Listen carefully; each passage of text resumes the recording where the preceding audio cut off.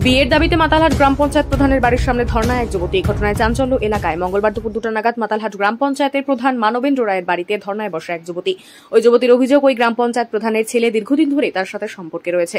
এমনকি তাদের বিয়ে হয়েছে বলে দাবি করেন তিনি। শুধু তাই নয়, শারীরিক সম্পর্ক হয়েছে বলে ওই যুবতীর অভিযোগ।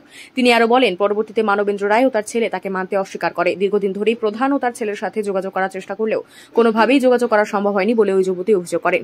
তাই এদিন বিচারের দাবিতে গ্রাম পঞ্চায়েত প্রধানের বাড়ির সামনে ধর্ণায় বসেন ওই যুবতী। জানা যায়, ওই যুবতীর বাড়ি দিনহাটার পুটিমারি সংলগ্ন এলাকায়। এই ঘটনার খবর পেয়ে দিনহাটা থানার পুলিশ সেখানে পৌঁছে যায়। একাধিকবার ওই যুবতীকে বোঝানোর চেষ্টা করে পুলিশ আধিকারিকরা। পরে বাধ্য হয়ে দীর্ঘ 2 ঘন্টা ধরে ধর্ণা চলার পর ওই যুবতীকে পুলিশ আটক করে নিয়ে যায় দিনহাটা থানায়। এই ঘটনায় ব্যাপক চাঞ্চল্য ছড়িয়েছে এলাকায়। এদিকে এই ঘটনা নিয়ে মাতালহাট গ্রাম পঞ্চায়েতের প্রধান মানবেন্দ্র রায়ের সাথে যোগাযোগ করা হলে তিনি বলেন, সবটাই রাজনৈতিক চক্রান্ত।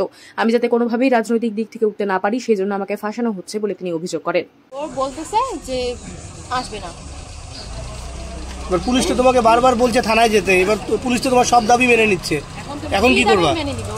এই যে কথা বলতে চাইলে কথা পর্যন্ত বলাই দিল। কথা বলার কথা বলতেছে না, আমি যে ওখানে যাবো, ওরা যে আমাকে বলতেছে ওই যে কেস নাকি ডায়েরি করতে, তো ওটা করার পর আমি ওরা যদি আমাকে যদি রাখে, আমাকে হোমে বা যেই জায়গায় রাখুক না কেন, আমি বাড়ি আসতে চাই না। তার কারণ আমার লাইফ তো শেষ হয়ে গেছে, 1 নম্বর কথা। দ্বিতীয়ত, ওর জন্য আমার পড়াশোনা শেষ হয়েছে। এখনো পর্যন্ত আমি কলেজ আমার কমপ্লিট হইতো এবার, কিন্তু আমার কলেজটা কোনো কিছু কমপ্লিট হয়নি।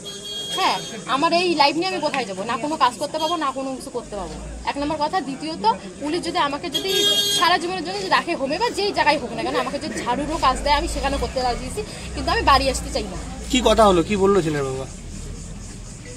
ওর বাবা এটাই বললো যে আমাকে তো বলে প্রেম করেনি, ওর ছেলের সাথে কথা বলতে বলতেছে, ওনার সাথে কোনো কথা না বলতে বলতে।